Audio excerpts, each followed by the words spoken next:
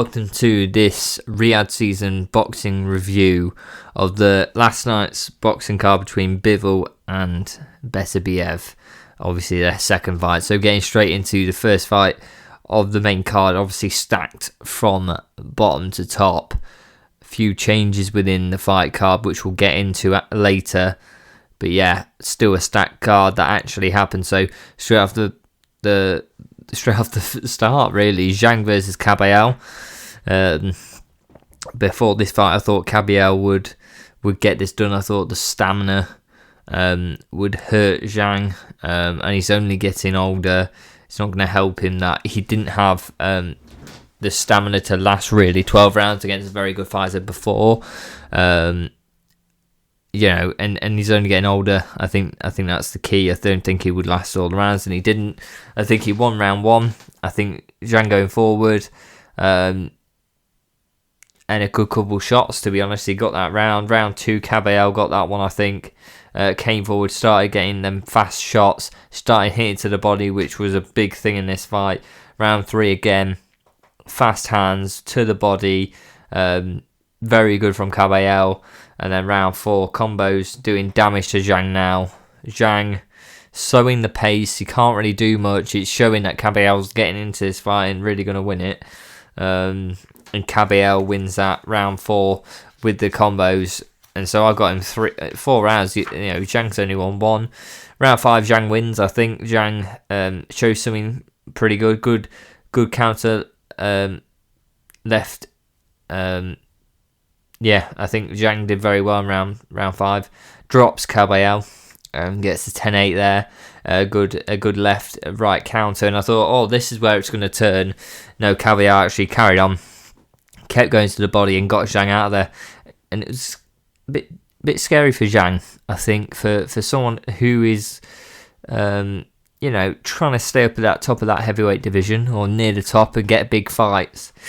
To lose like that and sit round after he's dropped his opponent in the round before, it just seemed like he didn't want to be in there in round 6. He got hit by too many body shots. His stamina wasn't there. He realised he couldn't carry on till 12 rounds, already halfway through, and he's like, "Oh, okay, I haven't got enough." I was saying he looked tired in round 4, round 5. So that's the scary point, and there's sort of a template to beat Zhang now. Look, Caballero got caught, and that could have went either way, to be honest. It could have meant Zhang got the win in round 5 or round 6. The key point is, though, you just got to stay in there. Don't get hurt too much and just win the final 6, because you'll probably get him out of there. And that's the key. That's basic for even lower level fighters than probably what Zhang's at. That's what they're going to use. And if you've got that template, it's so much easier to beat someone. This is why the zero record, the whatever amount of wins, whatever it is, but the zero matters so much, because in boxing there is such a thing of going, look, once you lose one, you can lose 2 at the top level, that's fine, but you start losing these type of fights at that top level, I don't think people have just got a good stance against you. They've got a good template to go off, especially at Caballero. They've got a good template to go off, and Parker really showed that, and Caballero's just really blown it even more open. Is that, look, Zhang isn't gonna, and this is why I predicted this, he's not gonna last the rounds. He hasn't got the stamina to, and if you start ripping that body, that stamina goes down way faster than even I thought. So yeah, good win by Caballero. I think Zhang, look, he's getting on. I think, there may be 1, maybe 2 more fights in there. Who he fights, that's going to be a question. He's beat Wilder though, so he's still above him. But he's at a Joe Joyce. It's that type of level. He's not going to fight a Wilder again. But Wilder's in that mix of the sort of the same level. When you get beaten by Caballero, it's tough to come back from. But look, I think Zhang waits. I think Zhang waits to see who loses, and then that gives him an opportunity to go forward. I think AJ, that could be an AJ, but I think that's a fight we sort of know what would happen. I think AJ wins, but look, that could set that fight up. So yeah, good win by Caballero. On to the next fight, Ortiz Jr. versus Madrimov. I had originally in my prediction, I believe Madrimov to win this. I thought Madrimov would get this done. I think Ortiz was good enough to...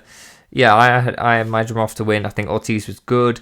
A lot of power, but I didn't see him winning it. But actually, I was totally wrong. Madrimov got round 1. And then really, going through it, I don't even need to really go through this fight much, to be honest, in really that level of detail. That Ortiz just seemed faster. Madrimov was too hesitant to let the hands go enough. And look, he got rounds in there, and he was looking good at points. But Madrimov, he started too little, too late. Started winning round 10, round 11. And okay, Ortiz won the last round, but winning 10 and 11 and getting 2 rounds, I had him as a 2 rounds down, and 2 of the judges had the same, so 15-13 to Ortiz. You start that late coming into it, you're going, I'm going to win, out of the first 3 rounds, he won 1, and then out of the first 5, he won 2, you're 3-2 down. Round 7, he wins that, and to be honest, you start only getting momentum later on, and it felt like that. It felt like no matter, even if Madrimov was winning rounds until round 10-11, you start too late. You won 10-11, you're still 2 rounds down. You needed to start doing something round 7 latest, because to be honest, you went into round 7. Ortiz won that. That many rounds down, you have to win basically every round going off that, because you won round 8, you lost round 9, he lost to 12. But to be honest, he had to find 2 rounds out of there. He had to win 12 and 9, and 12 rounds is hard to predict if you're going to win it. The other guy's going to go out there no matter if they're tired. So look, you have to start in round 7.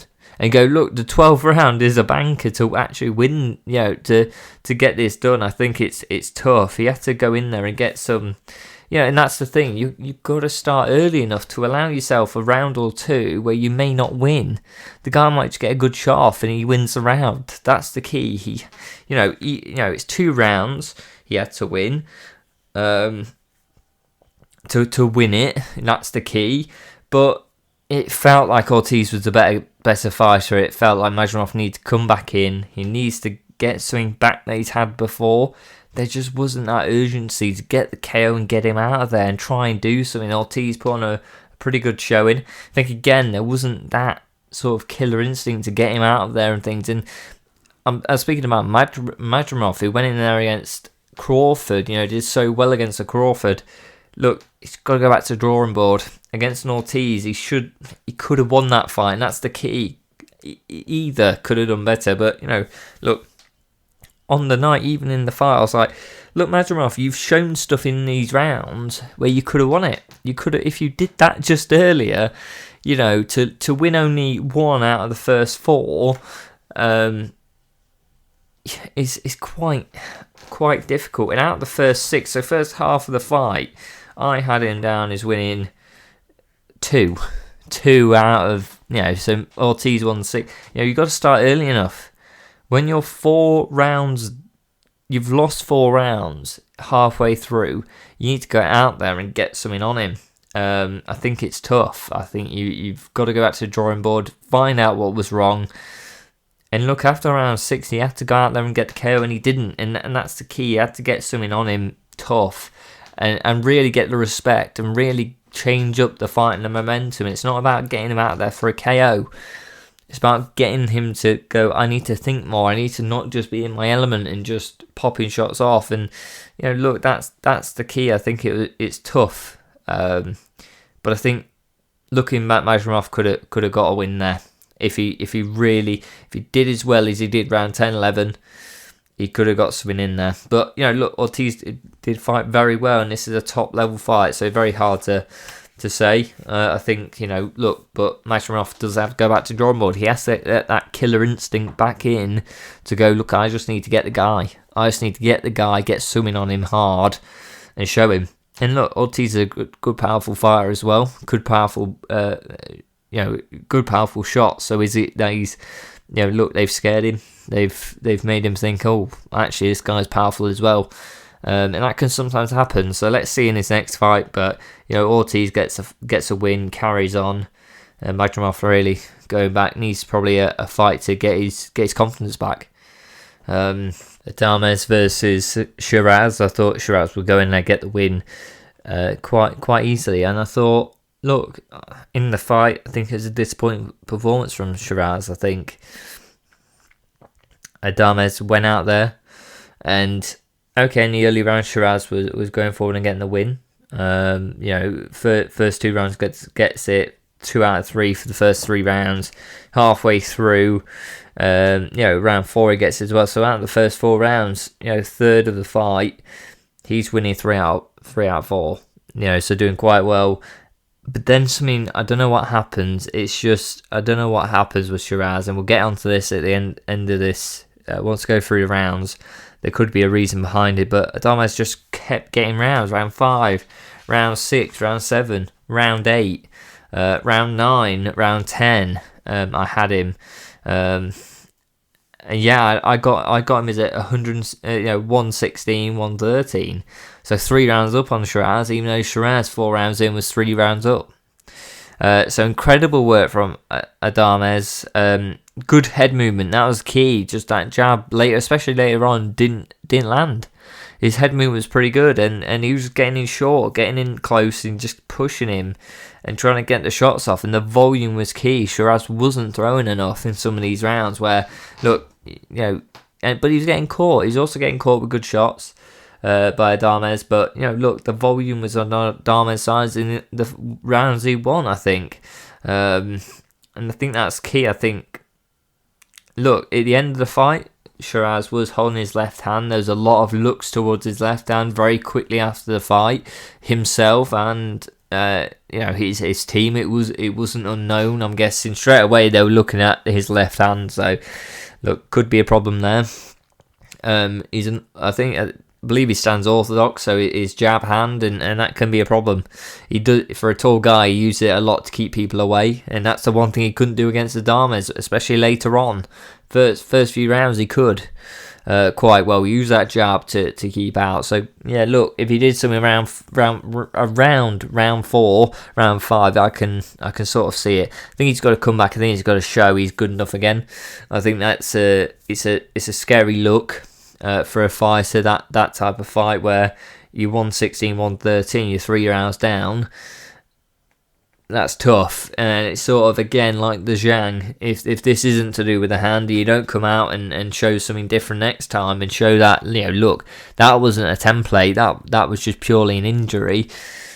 It's tough, because once people get your number, that it's easier to replicate. That's the key, and that's the point of keeping in there and going, look, people haven't found my weakness. And again, like the U6 of the world and things, who actually knows how to beat him? It's a very tough question to hear and to say, and there's some fighters out there who have got to that top level and then they're found out, and that template reoccurs where these fighters just use it that's how you beat them. I had him 116, 113 Adames, and I just said right at the end, Shiraz looks like he's done something to his hand. Depending on when that happened in the fight, that's the key as well. But yeah, Frank Warren was looking straight at his corner. We're looking straight at it. He was very bothered by it. Actual result, split draw. And the split draw came from a 118, 110 to Shiraz, which, no idea how you get Shiraz up by 8 rounds. No idea at all. And I just put in my notes here, I've just put how have you got Shiraz up 8 rounds in that fight to get a draw? You can't. That's just the key. You cannot have that.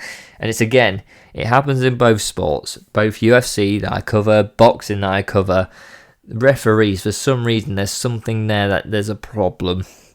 And this is, again, biggest, UFC has it, and they're the biggest organisation. This is the biggest fight card of current. They've got the most money, they're getting the best fighters, the best everything.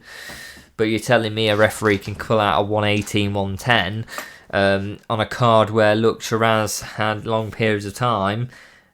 Look, 8 rounds, he only lost 4 rounds out of that whole thing. And I had him 3 rounds up. So I had Adames 3 rounds up. So how you even... I can't even consider... And this is one thing I reviewed before this video. I can't even consider how you even get there to an 8 round up. So he got 10 instead of 9s in 8. He got 5 more rounds than I gave him. 5. 5 is huge. In a 12-round fight, you're pretty much giving him another nearly half the fight that I gave him. So tough to see, and I think the other judges were very close to mine. But I think even the commentators are a bit like, I can't really say anything. There's things about we can't go at referees on telly. There's clearly going to be some bad, not good feelings from fans going, how the hell, sort of what I'm saying as well, not to fuel the fire. But even they were like, yeah, we can't even see that. That's just, it's way too out there where they could not comment. They had to comment on it. So yeah, crazy on that one. Shiraz gets saved. Still with a no loss on his record, and really, look, it's a loss, guys. That's definitely a loss. It's just incredible, and I think, look, there has to be a review.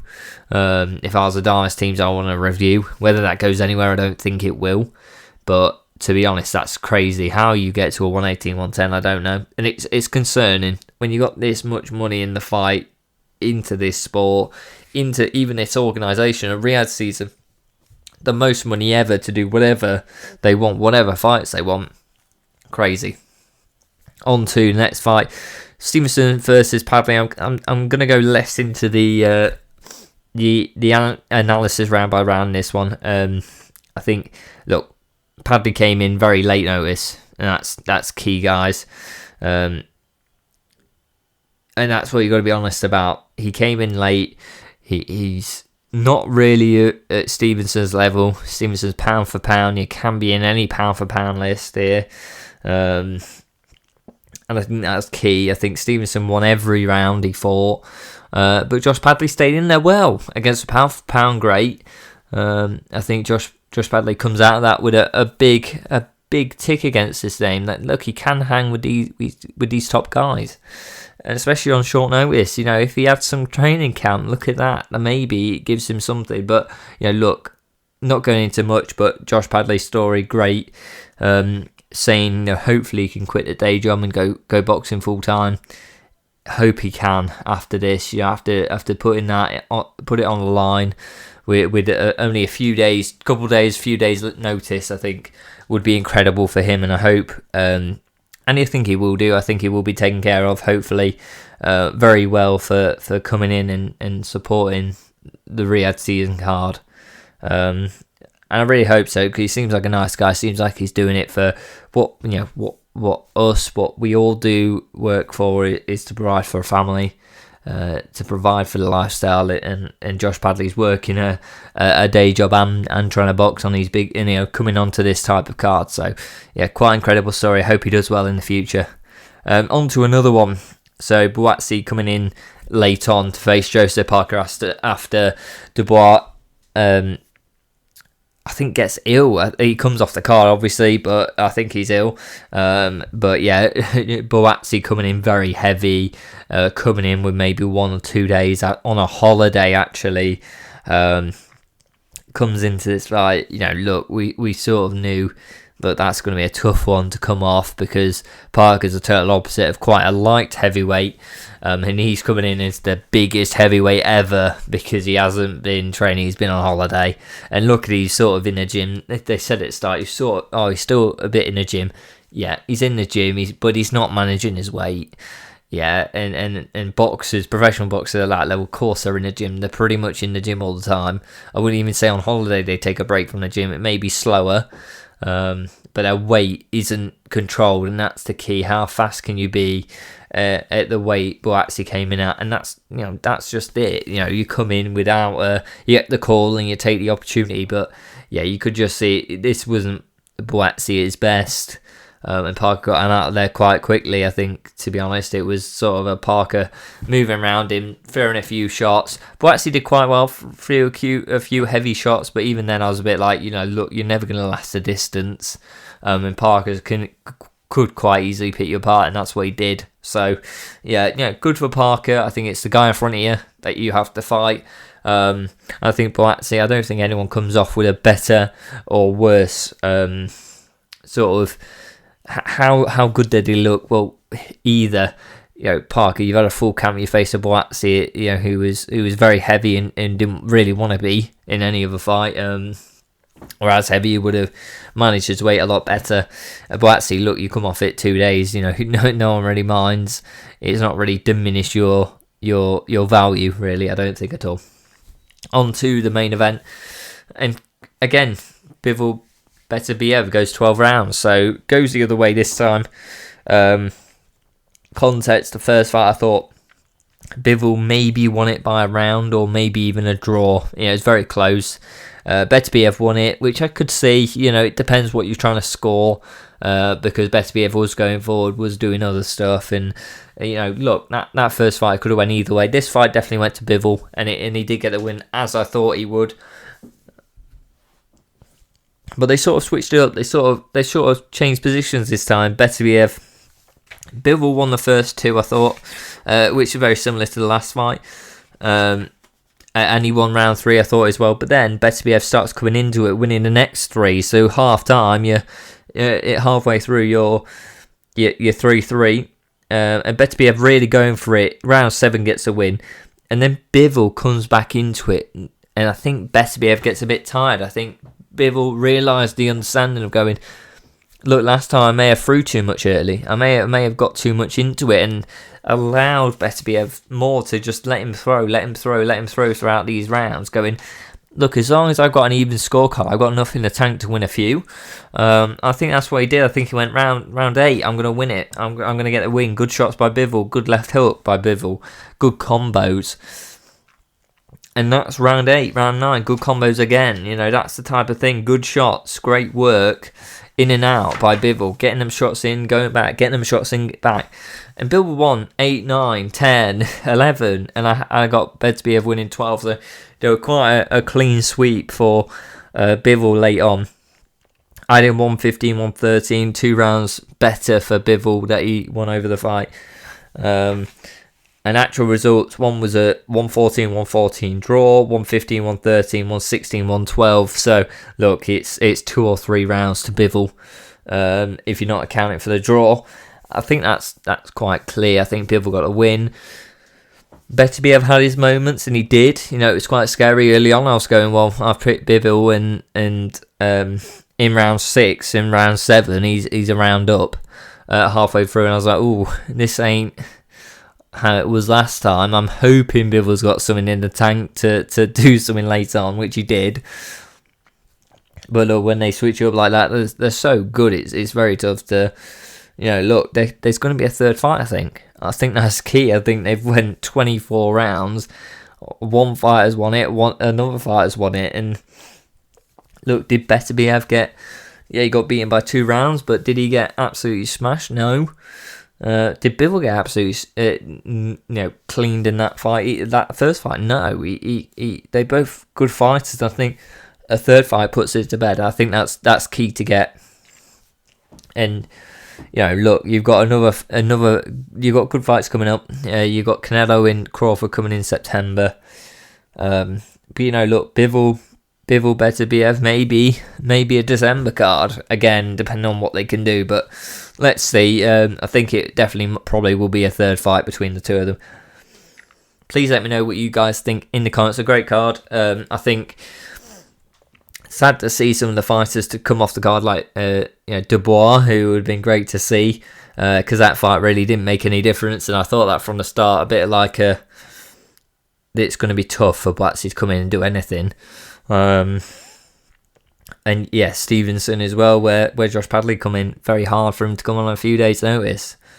But overall, I think yeah, I'm happy for Badley to get the shot, and hearing his story was great to see. So I hope I see him again on other Riyadh season cards, and I hope he makes a good amount of money from boxing, because it's type of stories you want to hear. I think him allowing him to do boxing full time would be amazing to hear. No matter where he gets in the sport, to earn a living would be great.